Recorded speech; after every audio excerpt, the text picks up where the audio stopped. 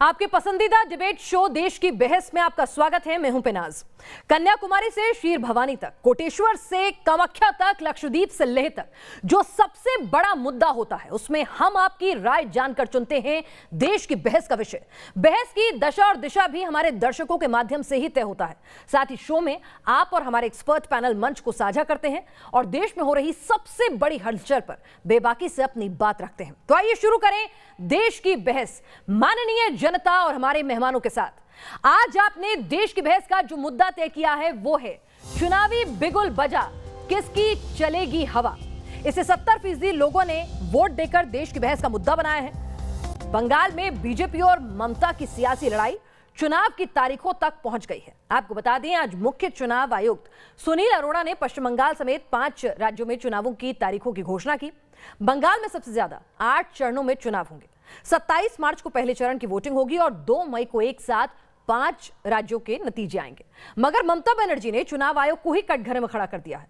उनका आरोप है कि आयोग ने प्रधानमंत्री नरेंद्र मोदी और गृह मंत्री अमित शाह के चुनावी दौरे के हिसाब से तारीखें तय की हैं।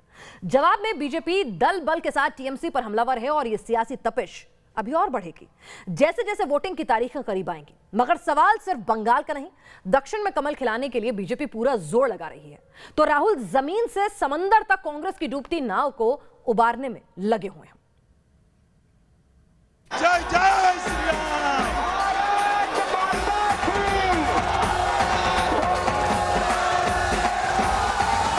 आखिरकार चुनाव की तारीखों का ऐलान हुआ। West Bengal 8 phases. Last time it was 7. चुनावी तारीखों के ऐलान के बीच चुनावी राज्यों में माहौल इतना दिलचस्प हो चुका है कि राजनीतिक पार्टियां स्कूटी से भी जनता के बीच दौड़ लगा कर पहुंच रही हैं। कहीं कमल खिलाने के लिए रथ दौड़ रहा है तो कहीं रथ रोकने के सारे खेल हो रहे हैं। प्यारे मतदाता के घर खाना खाने से लेकर ट्रैक्टर दौड़ाकर किसानों के बीच वोटों की फसल भी काटने के लिए पसीना खूब बहाया जा रहा है।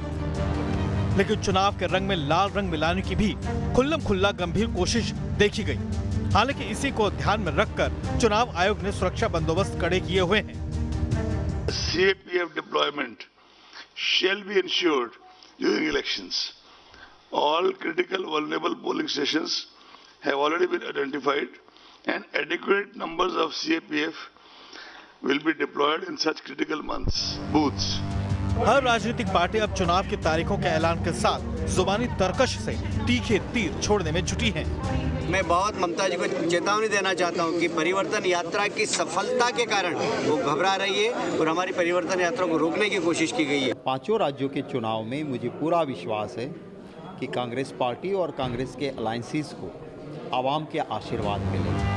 विधानसभा के इन चुनाव में कोरोना का असर भी साफ देखने को मिलेगा, क्योंकि हाल ही में एक बार फिर कोरोना ने चिंता बढ़ाई है। देश की बहस में मुद्दा है कि चुनाव के मैदान में हलचल बढ़ी है और जनता की अब बारी आ चुकी है।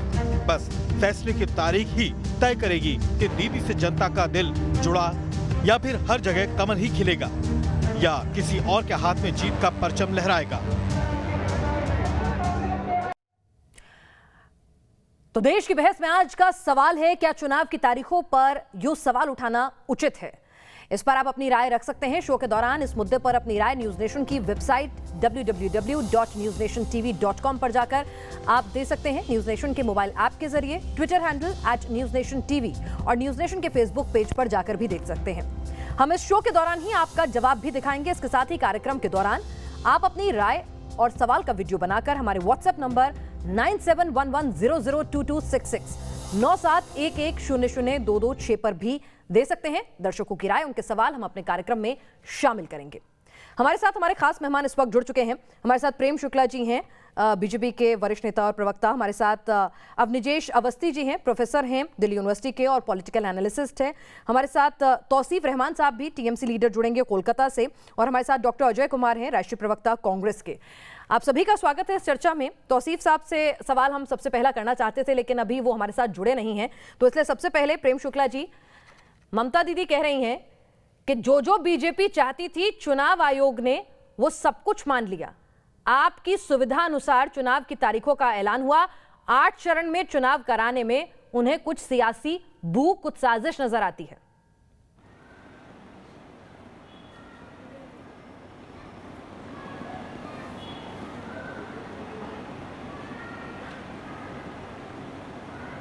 प्रेम शुक्ला जी, आप मुझे सुन पा रहे हैं?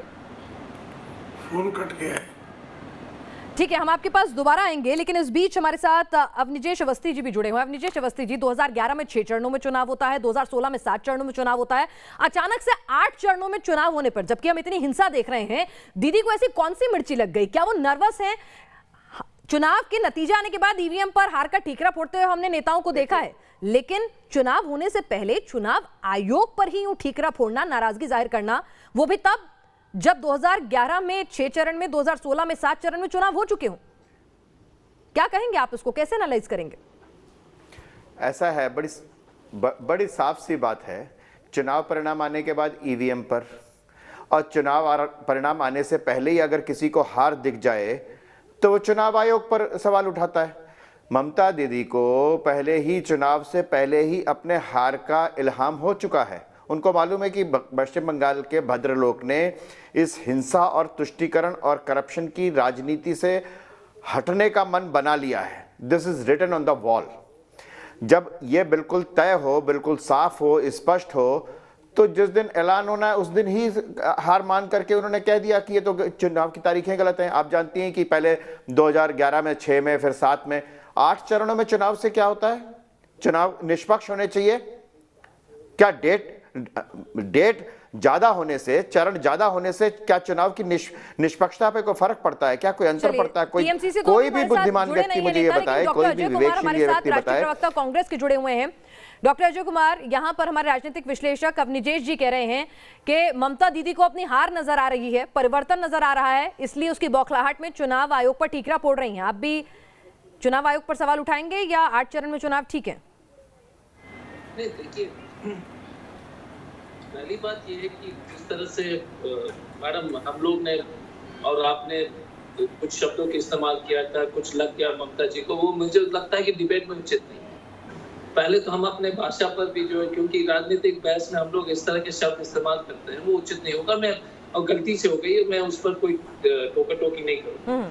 ये एक दूसरी बात क्या है कि जब हमने हमेशा देखा है कि जिस प्रदेश में भारतीय जनता पार्टी को चुनाव में चुनौतियां दिखाई देती है, बिहार में आप देखिए, तो इनके धन बल के आधार पर प्रचार, क्योंकि एक ही अगर जिला में एक सीट में 1 तारीख को, दूसरे सीट में दूसरे तारीख को अगर आप चुनाव करा रहे हैं, आप क्या करते हैं? जिस दिन चुनाव हो रहे हैं उसी दिन प्रचार भी कर रहे हैं, और इलेक्ट्रॉनिक मीडियम से, अखबार के माध्यम से, क्योंकि एक जिला में आप देख लीजिएगा तो एक ही अखबार आता है, तो आपने प्रचार कर दिया, आपने टीवी में ऐड चला दिया, तो कहाँ ये तो सब पार्टियों पे लागू होता है ना। आपने सब पार्टी सुन लीजिए ना, पहले तो सुन लीजिए। इससे मैं कह रहा, सब पार्टी पर इसलिए लागू तो होता है जरूर, लेकिन जिस तरह से पैसे धन एकत्रित किए हैं भारतीय जनता पार्टी ने, और जिस तरह से ये लोग पूरी तरह से चुनाव के माहौल को खराब करने के लिए कोशिश कर रहे हैं, आप बताइए कि ये सबके लिए लागू है। आप कह रही, एक तरफ आप कह रहे कि ये सबके लिए लागू है, लेकिन जब चुनाव, अगर आप निष्पक्ष चुनाव चाहते हैं तो 48 घंटा पहले प्रचार खत्म होना चाहिए।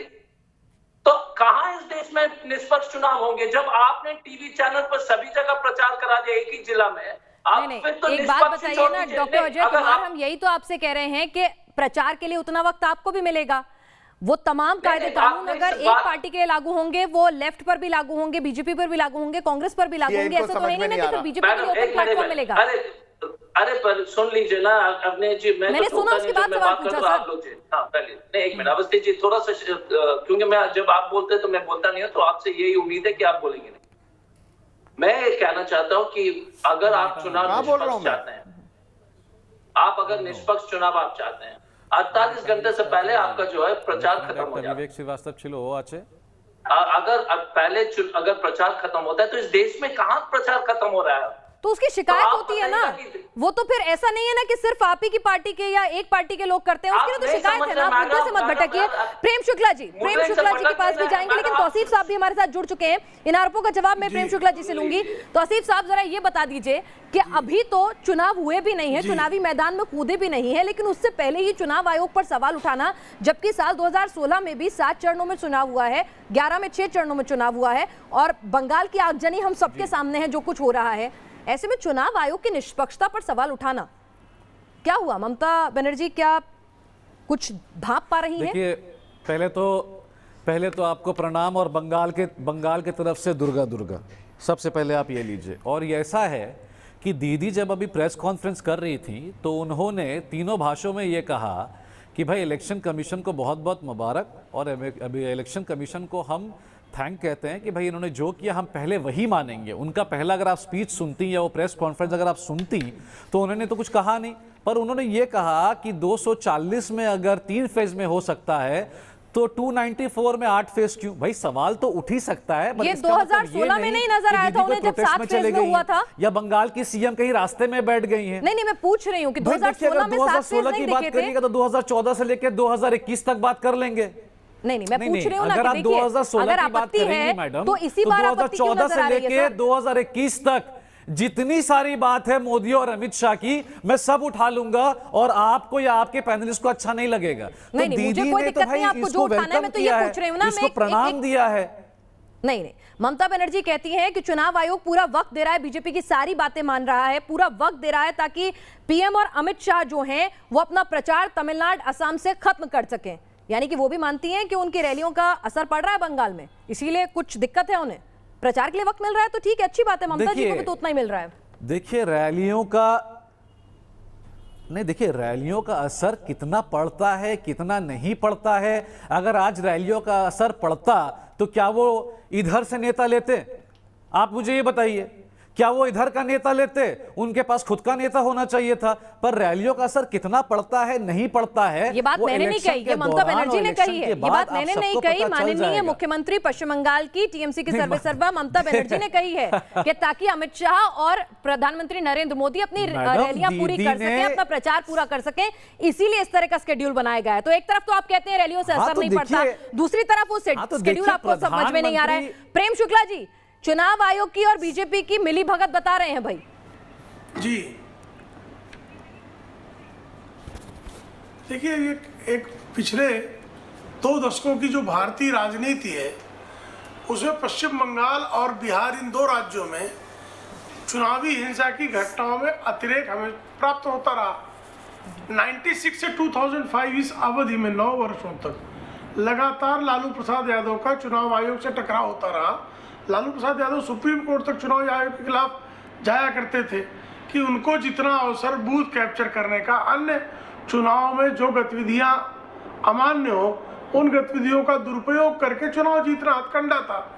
वहाँ फेयर चुनाव होने लगे। लालू प्रसाद यादव जी और उनकी पार्टी की क्या दुर्गति है पूरा देश देख रहा है। पश्चिम बंगाल में भी इसी तरह यही ममता बनर्जी, चाहे 2006 का चुनाव हो, 2011 का चुनाव हो, वहाँ पर केंद्रीय पुलिस बल तैनात किया जाए ताकि वहाँ चुनाव निष्पक्ष हो सके, वहाँ अधिक चरणों में चुनाव कराया जाए। बुद्धदेव भट्टाचार्य 2007 से 2011 तक निर्वाचन आयोग के विरुद्ध बातें करते रहे कि ममता बनर्जी को फेवर किया जा रहा है। तो जब निष्पक्ष चुनाव कराया जाता है तो जो सत्ता में भ्रष्ट तंत्र को अपने कब्जे में करके भ्रष्ट मार्गों से चुनाव जीतने के प्रयास करने वाले दल हैं, उनकी पीड़ा प्रकट होती है। चलिए, तो यहाँ पर तो उल्टे ममता बनर्जी पर आरोप लग रहे हैं। तौसीफ साहब से इसका जवाब भी लूंगी। तौसीफ साहब, आपने कहा था ना कि ममता दीदी ने तो स्वागत किया तीनों भाषाओं में, लेकिन क्या आरोप लगाए उस स्वागत करने के बाद, जरा आप भी सुनिए। जी बिल्कुल। The important body, if they don't give justice to the state and the people, then where the people will go? Now, whatever I came to know from BJP party sources, whatever BJP have decided, as per BJP requisition. और इस चर्चा को आगे बढ़ाएंगे, लेकिन अभिषेक दुबे बेतिया से हमारे दर्शक जो हैं वो भी अपनी राय इसमें देना चाहते हैं, जरा सुन लेते हैं। अभिषेक दुबे जी, आप जुड़ गए हमारे साथ, तो हम चाहेंगे कि आप क्या कहना चाहते हैं इस चर्चा में, क्या आपका मत है? सर्वप्रथम मैं आपके माध्यम से पूरे देश को नमन करता हूं और मैडम ये बताना चाहता हूं कि टीएमसी के कार्यकर्ता, तृणमूल कार्यकर्ता जो हैं भ्रष्ट, उपद्रवी और अभिमानी हैं।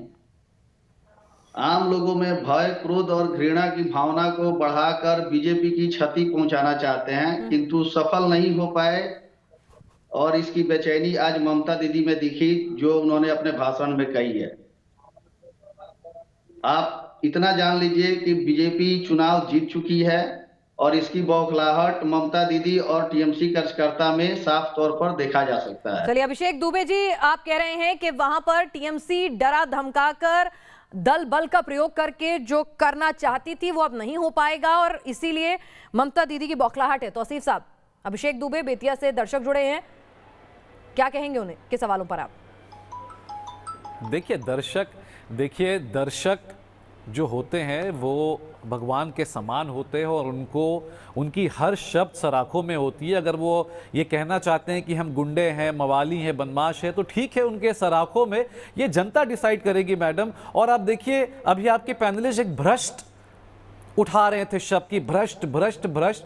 तो मैं कहता हूं कि मैं तो अपने लोग जो चले गए हैं मैं उनको आज तक चोर नहीं कहता हूं, मगर जो लोग आपको चोर कहते थे आपके साथ ही बैठ के चोर चोर मुसेरा भाई खेल रहे हैं। तो देखिए इसमें ज्यादा कोई संकल्प या ज्यादा कोई ओपिनियन वाली बात ही नहीं होती है। इलेक्शन कुछ ही दिन दूर है और जब ये कह रहे हैं कि भाजपा इलेक्शन जीत चुका है, अरे भैया अगर भाजपा इलेक्शन जीत चुका है तो आप नर्वस क्यों हो रहे हैं?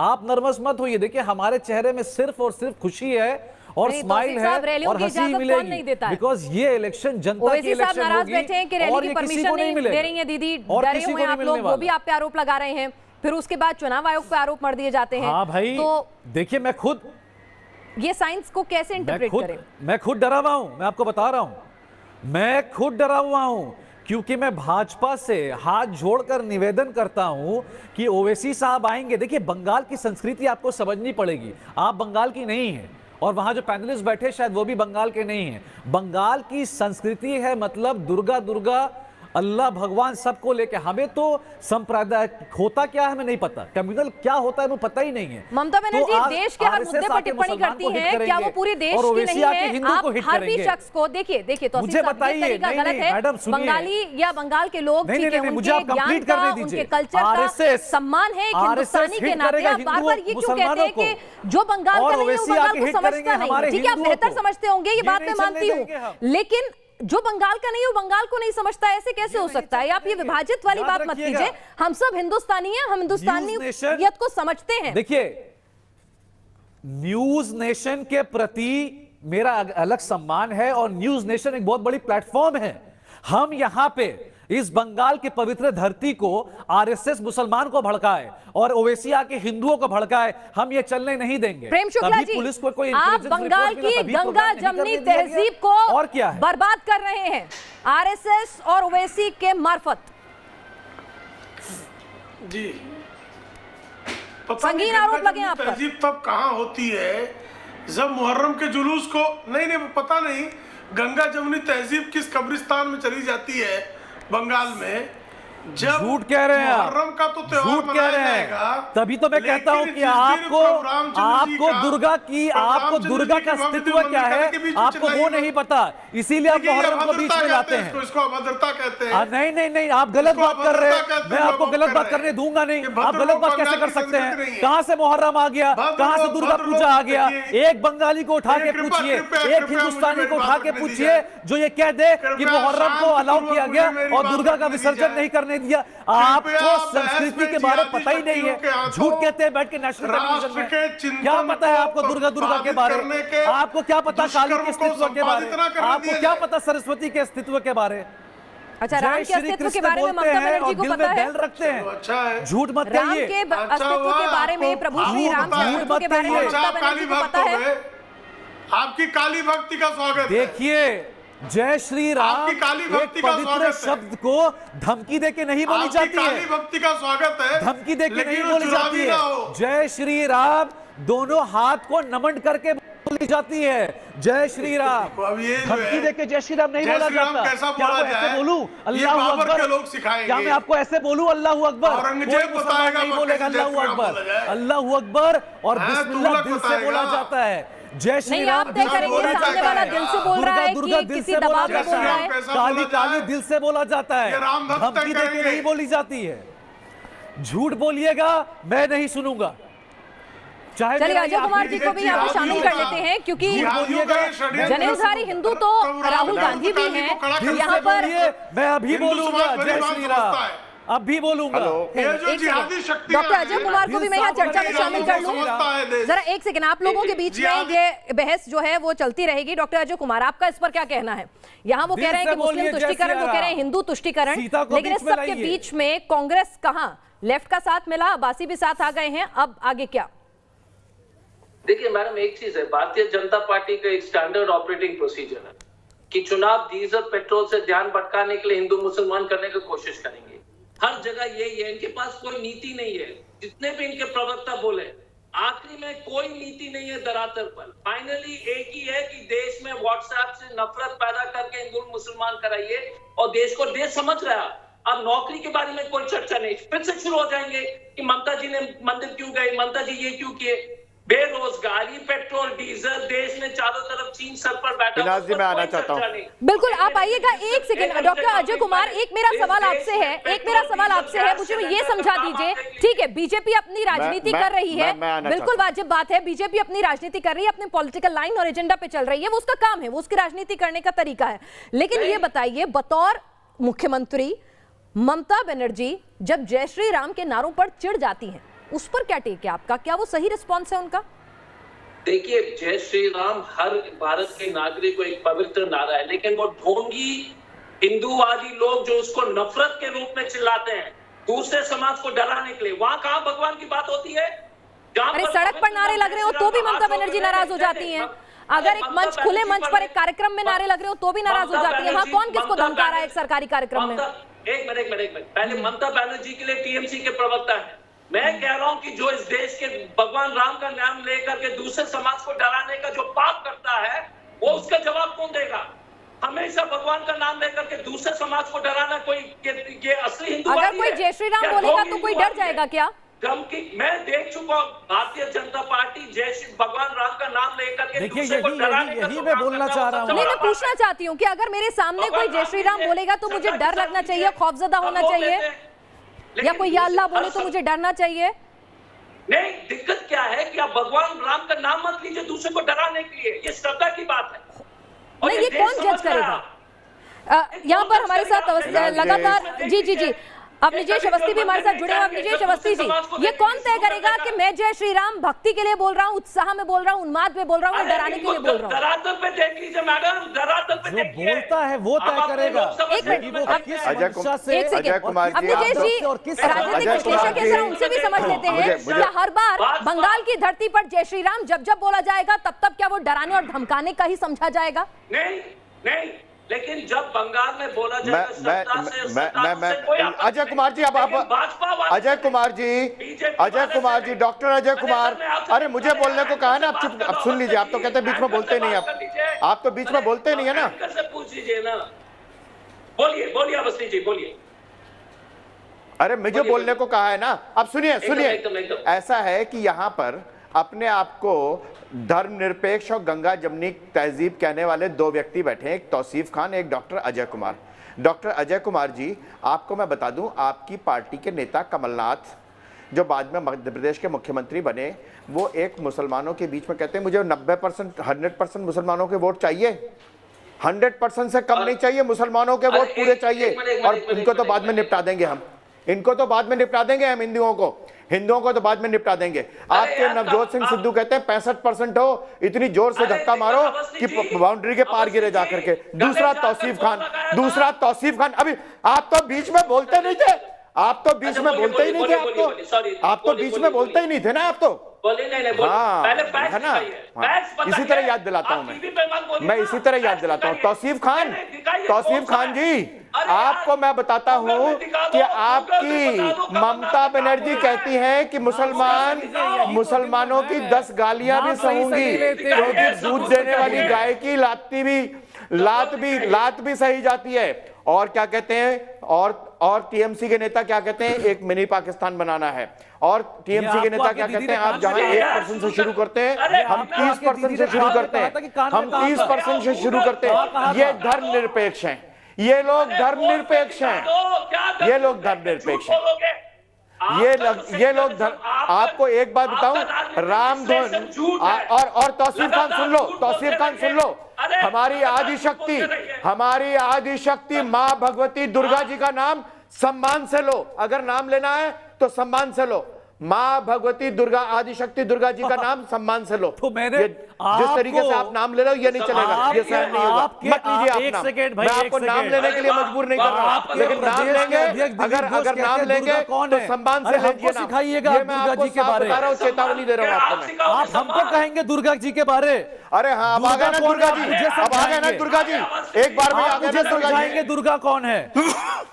हाँ, एक बार में आ गए ना दुर्गा जी, आप मुझे सिखाएंगे। एक बार में समझ गए ना कैसे नाम लिया आप जाता मुझे है। सिखाएंगे जो हाँ, आप ये नहीं बोलेंगे आप हैं कि दुर्गा कहां से आ गई। हाँ। दुर्गा कौन है? हाँ, आप मुझे सिखाएंगे। जाके दिलीप घोष के गोद में बैठ के भले बात करिए कि दुर्गा कहां से आई, पहले उससे आप लोग जो है, जरा दर्शकों की राय भी सुन लीजिए। दर्शक आपको लगातार सुन रहे हैं, आपके मतों को, आप किन मुद्दों पे लड़ रहे हैं, क्या बात हो रही है, वो लगातार इस चर्चा के माध्यम से सुन रहे हैं आपको। अजय कुमार गुप्ता हमारे साथ गाजियाबाद से हमारे दर्शक जुड़ रहे हैं। इस पूरी चर्चा में क्या कुछ समझ पा रहे हैं अजय कुमार? क्या आपको निकलता आता हुआ दिख रहा है? इसमें जो सबसे बड़ा मुद्दा मुझे लग रहा है वो ये है कि जो इलेक्शन 8 फेज में हो गया है उस पर शायद एतराज है। एज अ लेमैन मेरा मानना है कि इलेक्शन में मुद्दा है कि इलेक्शन फेयर और फ्री होना चाहिए। वो 8 फेज में है या 2 फेज में, इससे नहीं फर्क पड़ता। अगर इलेक्शन 8 से भी ज्यादा कराना पड़े और फेयर और फ्री हो तो ज्यादा होने पर इसमें तो मेरे हिसाब से कोई मुद्दा ही नहीं है। इंश्योर ये करना है, क्योंकि बंगाल का जो हाल है उसको देखते हुए मेरे हिसाब से तो 8 फेज में इलेक्शन कमीशन ने बिल्कुल ठीक करा। इस पर बात उठाना बिल्कुल गलत है, क्योंकि अगर वहां जो मारकाट और हिंसा हो रही है, ये इस हिंसा में अगर इतना फोर्स और इसको आपको हमारे साथ जुड़े हुए हैं, यही सवाल उनके पास लेके जाते हैं। तौसीफ साहब, लॉ एंड ऑर्डर जिस तरह से चरमरा रहा है, जिस तरह से आए दिन दोनों पक्षों की ओर से, मैं ये नहीं कह रही हूं बीजेपी के कार्यकर्ता या टीएमसी के या लेफ्ट के, जिस तरह से वहां पर खून खराबा हो रहा है, देसी बम कट्टे मिल रहे हैं, जो कुछ हालात हैं वहां पर, ऐसा लगता है लॉ एंड ऑर्डर चरमरा रहा है। तो ऐसे में एक दर्शक का ये सोचना कि भैया 10 में कराओ या 11 में, शांतिपूर्ण तरीके से हो और निष्पक्ष चुनाव हो, क्या गलत है इसमें? नहीं, देखिए मैं फिर से कह रहा हूं कि दर्शक की हर बात सराखों पे है। आपके दर्शक है तो हमारे दर्शक भी हैं, मगर मैटर ऑफ फैक्ट है कि मैं हाथ जोड़ के आज न्यूज़ नेशन के माध्यम से बीजेपी, हमारे प्रधानमंत्री नरेंद्र मोदी जी से, अमित शाह जी से, नड्डा जी से और उन सारे नेताओं से मैं कहना चाहता हूं कि बंगाल के लोगों को, चाहे वो टीएमसी कर रहे हो, भाजपा कर रहे हो, कांग्रेस कर रहे हो या सीपीएम कर रहे हो, उनको मारना और कत्ल करना बंद कर दीजिए। मतलब वो दोनों कत्ल करवा रहे हैं। 140 लाश जो आपने भेजा दिया है, ये भाजपा वाले अपने लोगों को मार रहे हैं। नहीं, कौन और मार ये रहा है? ऐसी चीप पॉलिटिक्स मत करिए। मैं माफी मांग रहा हूं, मैं माफी मांग रहा हूं। भाजपा जब से यहां पर आई है, लाशों का ढेर क्यों लग गया है, मुझे तो ये समझ में नहीं आ रहा है। और मैं खुद कभी-कभी भय में रहता हूं कि रात में आज घर पहुंच सकूंगा कि नहीं। इतनी ताकतवर नेता जिन्होंने लेफ्ट मैं तो पता नहीं, समझ में नहीं आ रहा है बिल्डिंग से लाठी खाती हुई वो ममता बनर्जी, भाजपा के लोग आज भी देश के बाहर से आके चस्पा है, वो भाजपा के लोग जो बाहर यूपी से आके यहाँ पे यूपी बनाना चाह रहे हैं, मुझे इस बात से आपत्ति है। मैं आपसे क्या पूछ रही हूँ कि ममता बनर्जी तो एक बहुत ताकतवर कद्दावर नेता है। नहीं, मैं आपको जवाब दे रहा हूं। मैं आपको जवाब दे रहा हूं। लॉ एंड ऑर्डर मेंटेन नहीं कर पा रही हैं? क्या आप कह रहे हैं जब से बीजेपी आई है तब से दंगा लॉ एंड ऑर्डर? नहीं, you are quoting me about law and order. आप यकीन मानिए लॉ एंड ऑर्डर बिल्कुल सही था यहाँ पे, जब बीजेपी यहाँ पर नहीं थी। जैसे आई गुजरात बन गया, 2002 का माहौल याद आ गया, अमित शाह जो इतने सारे मर्डर केस में थे वो याद आ गया। मतलब ये अजीब मान लिया कि ये बाहर के लोग कर रहे हैं, आपके लोग बिल्कुल पाक साफ हैं, अजीब मसला मान लिया हो एक गया। बार को, जो हमारा एक जिम्मेदारी है पीसफुल शहर था, एक पीसफुल शहर, बिल्कुल अजीब सा माहौल बन गया, अमन शांति का मिसाल था पश्चिम बंगाल। राजनीतिक हिंसा का इतिहास दशकों से रहा है, सीपीएम और टीएमसी के वक्त से भी, उसको भी भुला देती हूं। मैं कहती हूँ सबसे परफेक्ट राज्य था, शांति अमन की बयार बहती थी। लेकिन बाहर से अगर कोई आता है हमारी सीमा में, गलत काम करता है, तो उसको अपने किले को महफूज रखना किसकी जिम्मेदारी है? मुख्यमंत्री साहब की, मुख्यमंत्री की है ना लॉ एंड ऑर्डर मेंटेन करना। भाई देखिए, ये किला जितना भी आप किला बोलिए, नहीं आप जितना बोलिए किला है, चाहे जो भी बोलिए, है तो हिंदुस्तान का पार्ट। क्या एक हिंदुस्तान अपने हिंदुस्तानियों को मारेगा?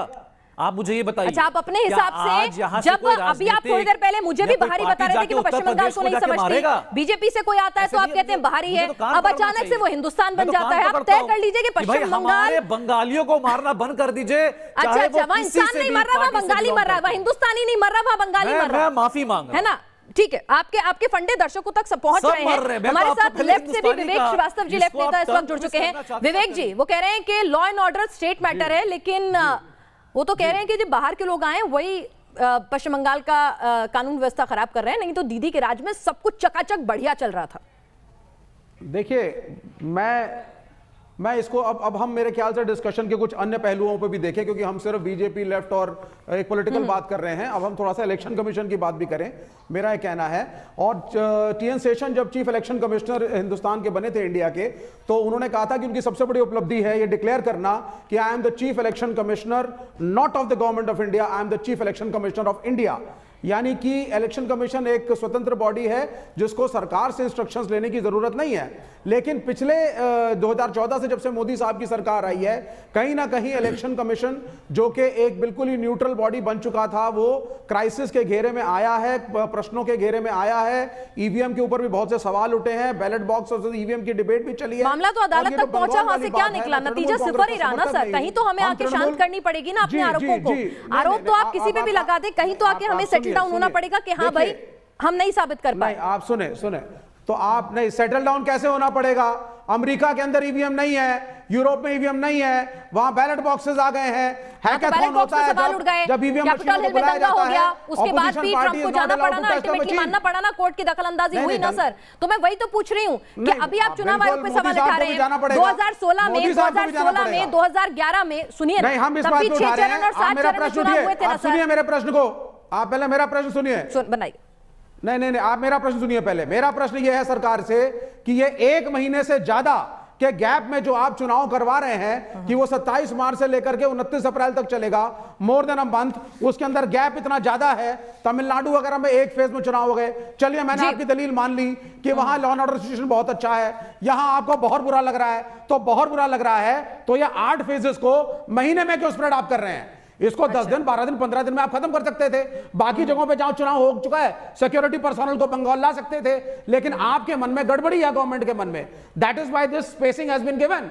हमारा ये कहना है, ये 1 महीने से ऊपर के टाइम पीरियड में चुनाव को स्प्रेड करना, चलिए फेज की बात भी मैंने मान ली। आपने कहा सब हम टुकड़ों में करेंगे, मैनेज करना आसान है, हम मान गए आपकी बात को। आपको महीना सवा महीना लगता है 8 फेजेस को मैनेज करने में, जब बाकी जगहों पे 1 फेज का चुनाव हो चुका है और वो चुनाव खत्म हो गया। देखिए, आरोप लगाना बहुत आसान होता है, अदालत का दरवाजा खटखटाइए।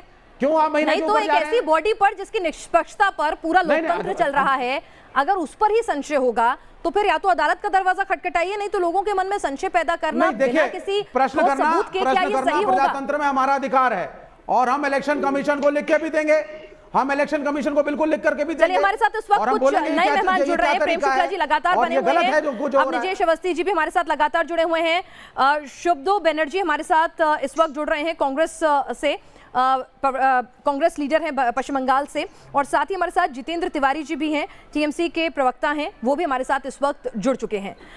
यहाँ पर बनर्जी जी, आपसे सवाल ये बताइए कि 2016 में हमने देखा 7 चरण में चुनाव, 2011 में हमने देखा तब 6 चरणों में चुनाव हुआ था, और अगर एक जिले में अलग अलग चरण में चुनाव कराने की बात है तो पुरुलिया का एग्जाम्पल भी हमारे पास है, और भी कई एग्जाम्पल निकल सकते हैं।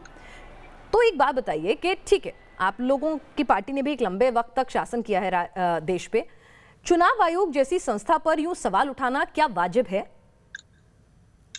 देखिए, 8 चरण में हो या 7 चरण में हो, वो तो दूसरी बात है, लेकिन निष्पक्ष चुनाव के लिए जो जरूरी है कि हमारे चुनाव आयोग है वो किसी शासक का चरण स्पर्श करके ना रहे। सवाल हमने उठाए हैं उससे पहले अशोक लवासा जी, डेप्यूटी कमिश्नर, आपके इलेक्शन कमिश्नर, उन्होंने सवाल उठाए थे मॉडल कोड ऑफ वायलेशन के बारे में।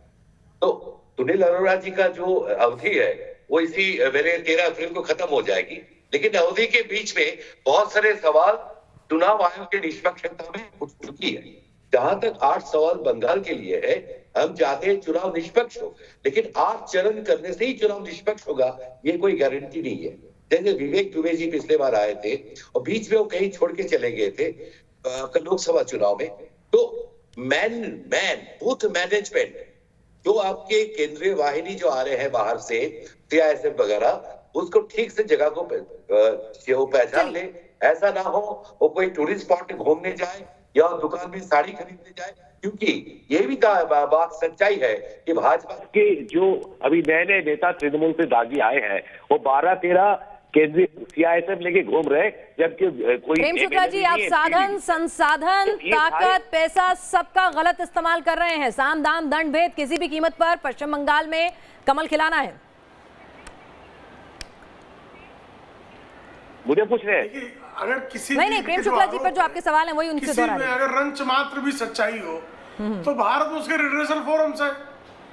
उनके जो आरोप है कि धन बल का प्रयोग हो रहा है, अन्य प्रकार के बलों का प्रयोग हो रहा है, सब इस देश में निर्वाचन आयोग है, न्यायालय है। आपको निर्वाचन आयोग पर विश्वास नहीं है क्योंकि आप चुनकर आ नहीं रहे हैं। हम हार जाएंगे तो निर्वाचन आयोग पर विश्वास नहीं करेंगे। सर्वोच्च न्यायालय हमारी इच्छा के विरुद्ध कोई निर्णय दे देगा तो हम सर्वोच्च न्यायालय के विद्वान न्यायाधीशों की पवित्रता पर प्रश्न चिन्ह लगाएंगे। हम सर्वोच्च न्यायालय की कसम खा के झूठ बोलेंगे। हम सर्वोच्च न्यायालय ने जो निर्णय दे दिए होंगे उनको नहीं मानेंगे और अफजल गुरु की फांसी के मुद्दे पर सर्वोच्च न्यायालय से लेकर राष्ट्रपति के जितेंद्र तिवारी जी, जब मन का नहीं होता है, जब लगता है कि अपनी जमीन खिसक रही है, इस तरह की तो इनकी नीतियां होती हैं, तो इसीलिए ये बौखलाहट है जिसमें ऐसे आरोप लग रहे हैं। जवाब दें।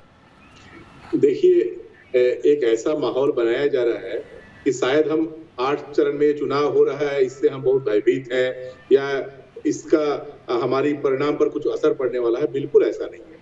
हमारा ये सोचना है कि जो भी इंडिपेंडेंट एजेंसीज हैं उस पर जब राजनीतिक प्रभाव काबिज हो जाता है तो एक गणतांत्रिक देश में ये हमारी जिम्मेदारी होती है कि इसका विरोध करें। देखिए, भारतीय जनता पार्टी के सारे नेता, चाहे वो प्रधानमंत्री जी हो, गृह मंत्री जी हो, पिछले 15 दिन से 1 महीने से केवल ये ही मुद्दा उठा रहे हैं कि बंगाल में लॉ एंड ऑर्डर ठीक नहीं है, बंगाल में लॉ एंड ऑर्डर ठीक नहीं है। और उसके बाद इलेक्शन कमीशन कोई ऐसा निर्णय ले जिसमें उनका जो एलिगेशन है उसको ही इंडोर्स किया जाए, तो इलेक्शन कमीशन की स्वायत्ता पर इलेक्शन कमीशन तो बंगाल में लॉ एंड ऑर्डर ठीक है सर, बिल्कुल ठीक है सर, बिल्कुल ठीक है मैडम। वो रोज आए दिन आगजनी की तस्वीरें आती हैं, मारपीट की तस्वीरें आती हैं, कार्यकर्ता एक दूसरे का कत्लो गारत कर देते हैं, बड़े नेता मंत्री तक पे पत्थर फोड़ दिए जाते हैं। ये अच्छे लॉ एंड ऑर्डर की निशानी है तो आम आदमी कहाँ जाए सर? मैं केवल एक बात कहूँ, 2017 में गुजरात में तो निष्पक्ष चुनाव हुए थे ना। अगर बंगाल में 2017 में गुजरात में तृणमूल छोड़ के बोलने देंगे, पंचायत इलेक्शन भूल गए आप? कैसे वोट बोले थे आप लोगों ने? आप मुझे बोलने थे ना, आप मुझे बोलने थे। अरे आप मैं कह रहा हूँ 2000 सामने है। मैं नहीं बोलूंगा, भाजपा में जाते मैं नहीं बोलूंगा, मैं नहीं बोलूंगा, आप बोलेंगे। मेरी बात आप बोलेंगे क्या? मेरी बात आप बोलेंगे? चुनाव होने दिए, बड़ा मुश्किल है, ऐसे नहीं होता। आप मेरी बात मुझे बोलने थे ना। बदनामी तो यही है। अरे मेरी बात बोलने थे ना। करते हैं आप तो कहीं है ही नहीं, आप तो पिक्चर में नहीं है, बैठिए। हत्या करते हैं, तभी तो आज की पार्टी की हालत आप मुझे बोलने तो दे। मैं ऐसे डिबेट में मैं हिस्सा नहीं ले सकता। मुझे आप बोलने थे, मेरा जितेंद्र जी आप अपनी बात पूरी करें। जितेंद्र जी आप अपनी बात पूरी करें, देखिए इस तरह से बात नहीं करें। आप बोलेंगे, मैं सवाल का जवाब नहीं, आप जवाब तो दे लीजिए। आप मुझे अपनी बात तो कहने थे, आप मुझे अपनी बात सवाल किया, बात तो बोलने दे जरा, 1 मिनट सुन तो लें। जिम्मेदारी है, वो प्रवक्ता है टीएमसी के, उनको रखने देना। अगर उन्हें लगता है लॉ एंड ऑर्डर है तो बताएं कैसे लगता है। देखिए, मैं केवल एक बात कहता हूँ कि 2017 में जो गुजरात में चुनाव हुए थे उस पर तो किसी ने उंगली नहीं उठाई। सारे लोग कहते हैं कि बहुत निष्पक्ष चुनाव हुआ था। फिर हाई कोर्ट ने भूपेंद्र सिंह, जो वहां के शिक्षा मंत्री हैं, वो जो विधायक चुन कर आए थे, उसे निरस्त क्यों कर दिया? तो गुजरात में जो हुआ किसी ने उंगली नहीं उठाई, फिर भी वहां तो मैल प्रैक्टिस हुआ था ना। तो ऐसा नहीं कि निर्वाचन कमीशन जो कहते उस समय इलेक्शन कमीशन था ना, उस समय इलेक्शन नहीं, उस समय इलेक्शन कमीशन था ना। मैं आपसे क्या पूछूं? मैं आपसे मैंने क्या पूछा? आपने कहा पश्चिम बंगाल में लॉ एंड ऑर्डर ठीक है। मैंने आपसे निष्पक्ष चुनाव की बात नहीं करी। मैंने आपसे ये पूछा कि पश्चिम बंगाल में अगर लॉ एंड ऑर्डर के खराब हालात को देखते हुए 8 चरण में चुनाव हो रहा है, आपने कहा पश्चिम बंगाल में लॉ एंड ऑर्डर ठीक है। मैंने पूछा कैसे, समझाएं जरा, बताएं दर्शकों को, क्योंकि रोज जब देश भर में टेलीविजन पर आगजनी, हिंसा, देशी बम, मारपीट की तस्वीरें आती हैं पश्चिम बंगाल से, तो एक आम आदमी के मन में ये छवि बैठती है कि क्या हो रहा है बंगाल में। आप बताइए क्या है वो तस्वीरें झूठी है, गलत है? मध्य प्रदेश के उन्नाव में क्या होता है वो आपको नजर नहीं आता? गुजरात में के दंगे आपको नजर नहीं आते? अन्य प्रदेशों में जो लॉ एंड ऑर्डर का सिचुएशन वो आपको नजर नहीं आता? जब वहां होता है वहां भी सवाल उठाए जाते हैं सर।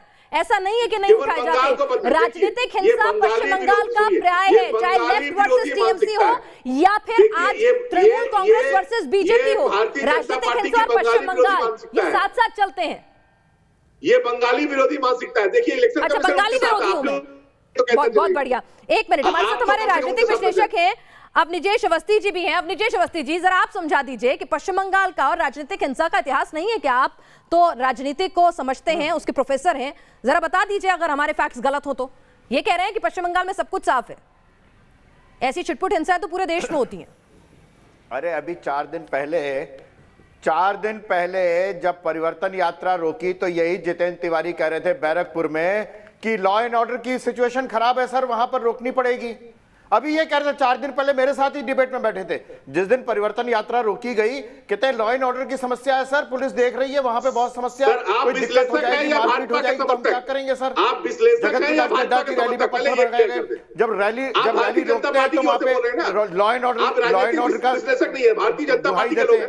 और मैं एक सेकंड जितेंद्र तिवारी जी सुनने की भी क्षमता रखिए, सुनने की क्षमता तो रखिए। अभी आप कांग्रेस के प्रवक्ता को कह रहे थे कि बीच में मत बोलिए, अभी बीच में मत बोलिए कह रहे थे ना, अभी आप कह रहे थे सुनने की क्षमता रखिए।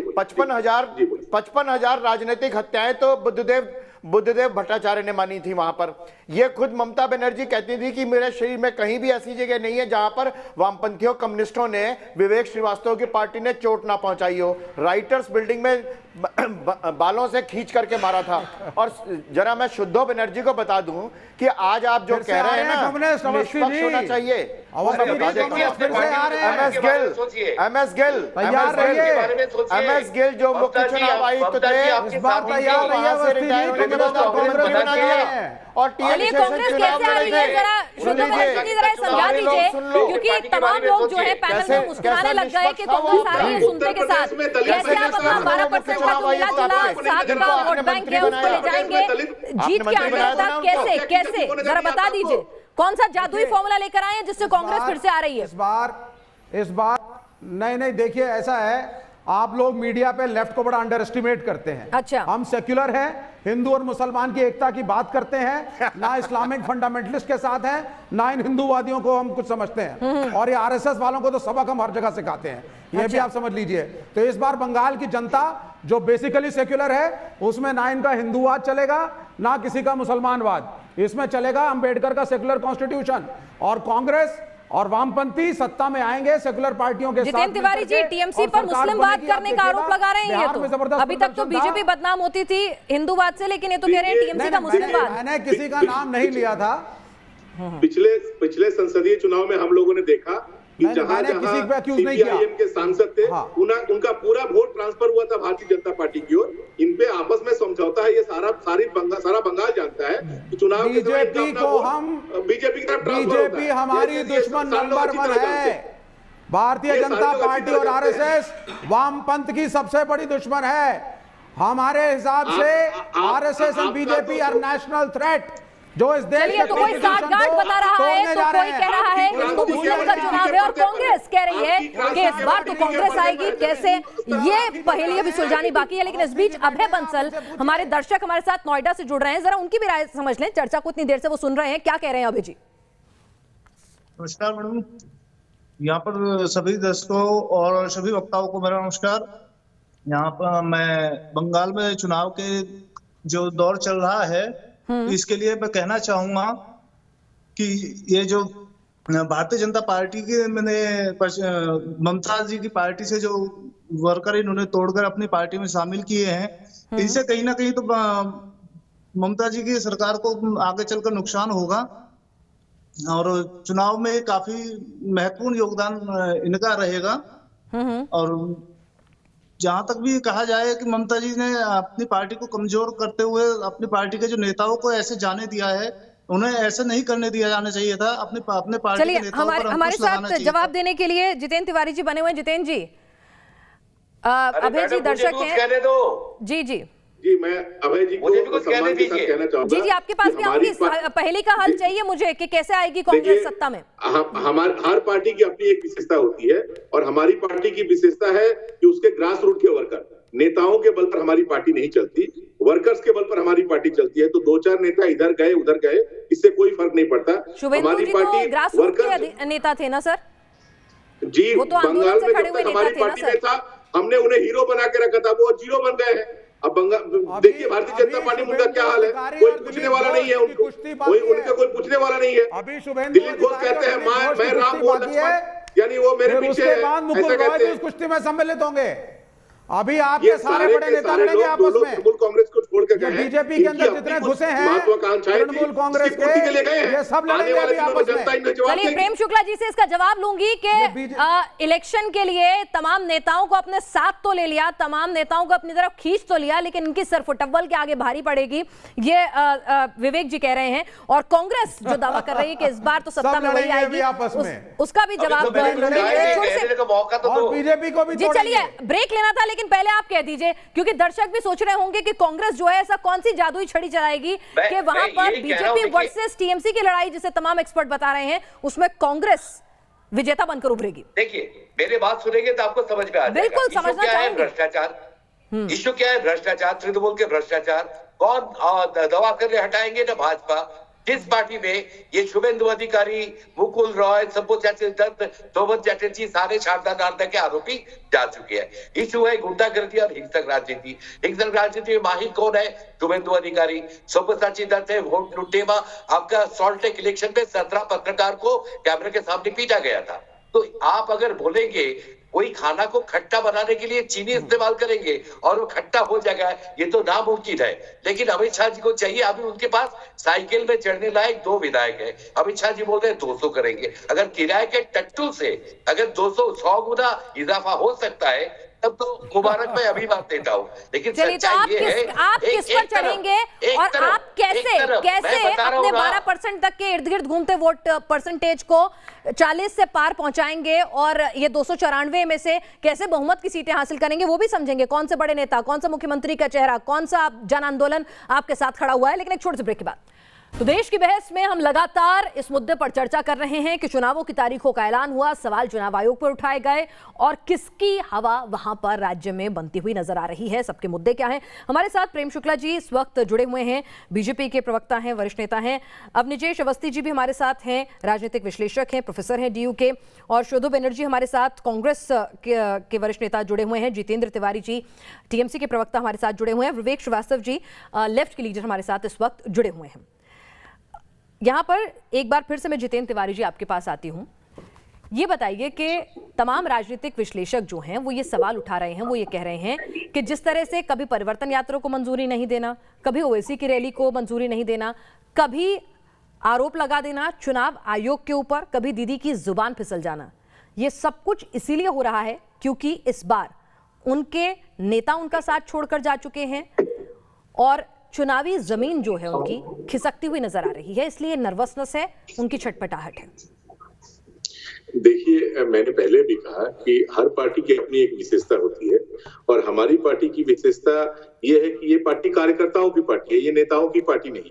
तो 1-2 लोग अपने व्यक्तिगत महत्वाकांक्षा की पूर्ति के लिए किसी लालचवश यदि दूसरी जगह जाते भी हैं तो इससे हमारी पार्टी को कोई फर्क नहीं पड़ता। ये पार्टी ममता बनर्जी की पार्टी है और करोड़ों करोड़ बंगाल की जनता कार्यकर्ता उनके साथ, उनके नेतृत्व में बंगाल में परिवर्तन आएगा। ओवैसी के आने से फर्क पड़ता है जी, हमें कोई फर्क नहीं पड़ता। तो फिर उनकी रैली को इजाजत दे दीजिए। पार्टी लाती है, भारतीय जनता पार्टी ला रही है तो बिल्कुल अरे उनका आना ना आना ये भारतीय जनता पार्टी की इच्छा पर निर्भर करता है। वो जब नहीं, परमिशन तो लॉ एंड ऑर्डर सब्जेक्ट आप लोगों के अधीन है, परमिशन तो पश्चिम बंगाल की तरफ से नहीं मिल रही है। वो कह रहे हैं कि ममता बनर्जी डर गई हैं। बिल्कुल ऐसा नहीं है, बिल्कुल ऐसा नहीं है। और ये आपका आरोप भी आज से समाप्त हो जाएगा क्योंकि आज से तो सब कुछ चुनाव आयोग के अंतर्गत है। तो चुनाव आयोग अपने स्वतंत्र है, वो निर्णय ले किसे जुलूस कराना है, किसे रैली करवानी है। चुनाव आयोग हमारा इसमें कोई इंटरफेरेंस नहीं है, लेकिन उनकी मंशा पर तो हमें संदेह है क्योंकि ओवैसी आज तक नहीं आए, आज तक बंगाल में नहीं आए।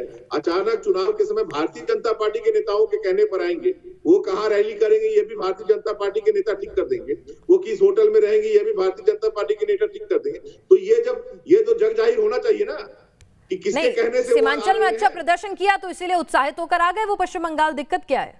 नहीं, दिक्कत कोई नहीं, दिक्कत कुछ भी नहीं है, लेकिन उनका असली चेहरा तो हम जनता के सामने लाएंगे ना कि भारतीय जनता पार्टी में और ओबीसी की पार्टी में कोई अंतर नहीं है। इनके अंतर्गत आपस में इनका साठगांठ है, ये इनका असली चेहरा तो जनता प्रेम शुक्ला जी, आप तो करना ही पड़ेगा ना। बिहार में भी आरोप लगे थे ओवैसी बीजेपी की बी पार्टी हैं और अब फिर से तृणमूल कांग्रेस कह रही है आप ही लेकर आ रहे हैं, आप ही की स्ट्रेटेजी है चुनाव जीतने की। ये ओवैसी और तृणमूल कांग्रेस पार्टी की नीति एक जैसी है और वो बी पार्टी हमारी हो जाते हैं। ओवैसी की पार्टी चाहे उसका जो जब से अस्तित्व है वो कांग्रेस के समर्थन में। ये जो ओवैसी असदुद्दीन है, इनके अब्बा हुजूर सलाउद्दीन ओवैसी जो थे वह भी कांग्रेस की सरकार को समर्थन देते थे, तो कांग्रेस को समर्थन देने का उनका। और तृणमूल कांग्रेस जो है कांग्रेस की से ही निकली हुई एक धारा मात्र है और उस धारा में भ्रष्टाचारियों, हिंसक तत्वों, गुंडों, टोलेबाजों और तुष्टीकरण की नीति से एक उन्होंने बंगाल को सोनार बांग्ला बनाने की बजाय, परिवर्तन करने की बजाय बंगाल को हिंसा के मुख में ढकेल दिया, भ्रष्टाचार के मुख में ढकेल दिया, गुर्बत में मुख में ढकेल दिया। अब उसके विरुद्ध एक जबरदस्त परिवर्तन की लहर दिखाई। प्रेम शुक्ला जी, जय श्री राम और सोनार बांग्ला बनाएंगे के अलावा आप भी तो नहीं बता रहे हो कि कैसे बनाओगे, कौन सी वो नीतियां होंगी। आप भी तो सिर्फ जय श्री राम कहते हुए नजर आ रही है बीजेपी भी, और सोनार बांग्ला बनाएंगे कहती जरूर है, लेकिन कैसे बनाएंगे इसका रोड मैप आप भी नहीं लेकर आ रहे हैं जनता के बीच। देश का आपने भट्टा बिठा दिया, किसान बैठा है बॉर्डर के ऊपर और आप सोनार बंगाल बनाएंगे। सारे गांव तक 30,000 बताइए ना sir, manufacturing zero, agricultural growth rate zero, unemployment super high, पढ़ाई हो गई है महंगी, किसान बैठा है सड़क पे। जब देश का भट्टा बिठा दिया, बंगाल में कौन सा चमत्कार होगा? ये क्यों चिल्ला रहे हैं? चलिए बता दीजिए, बंगाल के अंदर सिलेंडर का दाम क्या होना चाहिए? नहीं, बंगाल के अंदर सिलेंडर का दाम क्या होना चाहिए? बंगाल के अंदर पेट्रोल की कीमत क्या होनी चाहिए? बंगाल के अंदर डीजल की कीमत क्या होनी चाहिए? कैसे बनाएंगे सुंदर बंगाल? हम भी सुनना चाहते हैं कि क्या हो गया आपको, क्या है बीजेपी के माइंड में? अचानक हो क्या गया आपको? केरल महंगाई का करंट लग गया, बताइए प्रेम शुक्ला जी, महंगाई का करंट लग गया, बताइए, सवालों के जवाब दीजिए। बंगाल में तो कुछ हाथ लगना नहीं है। मैंने आपसे सवाल पूछा सर, हम महंगाई पर चर्चा करने के लिए तैयार हैं और जनता को महंगाई से लेकिन आप बता दीजिए सामर्थ्य आपके अगर किसी में क्या होने जा रहा है तो आदरणीय नरेंद्र मोदी जी में ही है, जो इस देश के 85 करोड़ अरे भैया किसान जो बैठा है बॉर्डर पे उसको तो कुछ दे दो पहले। तुम बंगाल के किसानों की बात करते हो, देश का किसान बॉर्डर पे बैठा है। चलिए देश का किसान बॉर्डर पे बैठा। चलिए एक मिनट, मेरे को कांग्रेस के पास भी जाना है। शोधो बनर्जी लगातार जुड़े हुए हैं और मेरे पास अवस्थी जी भी हैं, लेकिन एक संक्षिप्त टिप्पणी यहाँ पर। जितेंद्र तिवारी जी, आपके लिए मेजर ओपोनेंट कौन, लेफ्ट और कांग्रेस या फिर बीजेपी? हर पेट को पालने का ममता बनर्जी अपना मेन कंटेंडर इस चुनाव में किसको मान रही हैं, लेफ्ट और कांग्रेस या फिर बीजेपी? देखिए, बंगाल के परिप्रेक्ष्य में भारतीय जनता पार्टी, लेफ्ट एवं कांग्रेस में कोई अंतर नहीं। चुनाव के समय ये सारे लोग एक साथ हो जाते हैं। और मैं प्रेम जी से पूछना चाहूंगी कि सोनार गुजरात आपने बना लिया, सोनार उत्तर प्रदेश बना लिया, सोनार बिहार बना लिया, उन सब राज्यों को सोना के बना दिया। अब बंगाल में सोनार बांग्ला आप बनाएंगे? आपकी जरूरत नहीं, बंगाल के लोग ही सोनार बांग्ला बना चुके हैं। सोनार बांग्ला ये है, ये सोनार बांग्ला है। आप तो यहाँ से सोना लूटने के लिए आ रहे हैं, लूट करने जाने के लिए आ रहे हैं आप बाहर के लोग। ये बंगाल तो सोने की बंगाल है, आप बाहर के लोग यहाँ सोना लूटने के लिए आ रहे हैं। आप पहले सोनार उत्तर प्रदेश बनाइए, सोनार बिहार बनाइए, पहले उन राज्यों को सोने का बनाइए, बंगाल के बारे में को भगाएंगे। अरे बंगाल तो सोने की बंगाल है, उत्तर प्रदेश बंगाल सोने की बंगाल है। आप तो यहाँ पर लूटने के लिए आ रहे हैं, आप यहाँ लूटने के लिए आ रहे हैं। लेकिन ममता बनर्जी जब तक है, हम बंगाल को लूटने नहीं देंगे आपको, हम आपको बंगाल को लूटने नहीं देंगे। मजबूती के साथ एक एक कार्यकर्ता खड़ा रहेगा, आपको बंगाल को लूटने का मौका नहीं मिलेगा। लूट से मुक्त कराएंगे, बहुत मजबूती के साथ खड़े रहेंगे। ओवैसी के घर में सीबीआई नहीं भेजते आप ओवैसी के घर में सीबीआई नहीं भेजते क्योंकि आप मुक्त कराएंगे। आप ओवैसी के घर में नहीं भेजते, ओवैसी के घर में आप सीबीआई नहीं भेजते क्योंकि आपके मित्र हैं। आप सीबीआई भेजेंगे किसके घर में? तृणमूल कांग्रेस के नेताओं के घर में, क्योंकि हमसे आपको डर लगता है। ओवैसी के घर में भेजिए ना, आप ओवैसी के घर में किसी को भेजा क्या आपने? क्योंकि वो आपके मित्र है, क्योंकि वो आपके मित्र है, ओबीसी आपके मित्र है। आपके भटके भटके तेवर बता रहे हैं कि बंगाल से तृणमूल जा रही है। नहीं, आप बताइए ना, उन्नाव में, उत्तर प्रदेश के उन्नाव में दलित महिला के साथ जो हुआ, कौन सा सोने का उत्तर प्रदेश बनाया आपने? बंगाल को अपमान करना बंद करें, बंगाल को अपमान करना बंद करें, बंगाल को अपमान करना बंद करें। चलिए, यहाँ पर शुद्ध बनर्जी भी हमारे साथ है। मनोज जी साहब, ये बता दीजिए कि 2016 के प्रदर्शन को अगर देख लें, वोट परसेंट को देख लें, तो कांग्रेस इस चुनाव में कहां खड़ी नजर आती है? ऐसा लग रहा है तृणमूल कांग्रेस वर्सेस बीजेपी की ये लड़ाई है।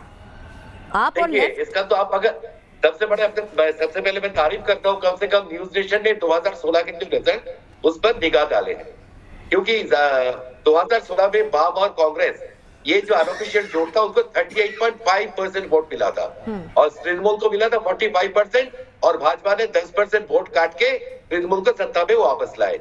अब इस बार का सबसे बड़ा मुद्दा क्या है कि तृणमूल के जमाने में भाजपा 0 MP से 18 MP, सैकड़ों शाखाओं से हजारों शाखाएं और दंगे बंगाल में वापस आ गए। आप बताइए, जो धूप बत्ती लगा के आपके घर के मच्छर बढ़ जाए, क्या आप वो धूप बत्ती दोबारा यूज करेंगे? तो बेसिकली हमारी लड़ाई तो एक ही साथ है, क्योंकि तृणमूल और भाजपा एक ही है और भाजपा ने अपना RSS सब भूल के अपना सारा संगठन, जनता बेचारी कंफ्यूज हो जाएगी। ओवैसी भाजपा एक है, तृणमूल भाजपा एक है, तृणमूल कह रही है कांग्रेस भाजपा और लेफ्ट भी एक ही है, सब एक है, तो एकजुटता ये कहीं नजर नहीं आती है। बहरहाल हमारे साथ अवनीश अवस्थी जी मुस्कुरा रहे हैं। अवनीश जी, अगर सब इतने एक है, सब एकीकृत है, पंजाब से भगा दिया, प्रेम शुक्ला जी और पंजाब से क्या हो? अच्छा, एक मिनट जरा, अवनीश अवस्थी जी मुस्कुरा रहे हैं। पंजाब होके आइए, आपके बहुत स्वागत होगी, वहां पे जाइए आप। वैसे एक बात बता दूं, आज आपका चश्मा चेहरा याद आया।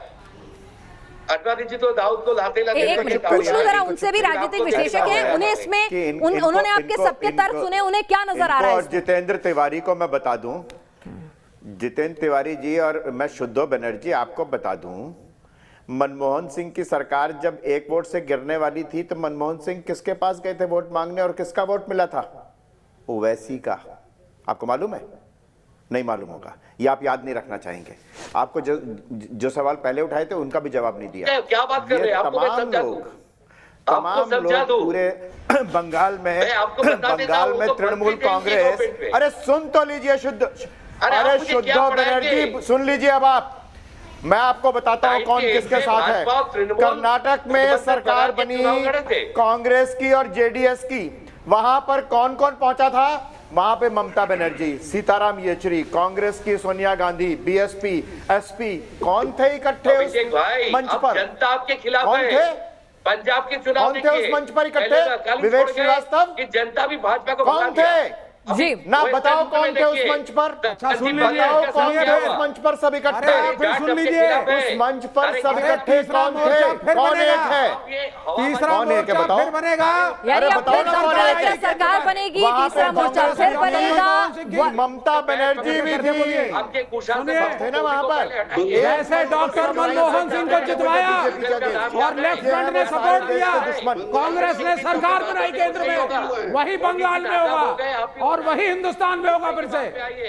चलिए, तो एक बार फिर से कांग्रेस और लेफ्ट करेंगे, इतिहास को दोहराएंगे और 10% से 40 पार पहुंच जाएंगे और पूर्ण बहुमत से सत्ता में आएंगे। सबके अपने अपने दावे हैं।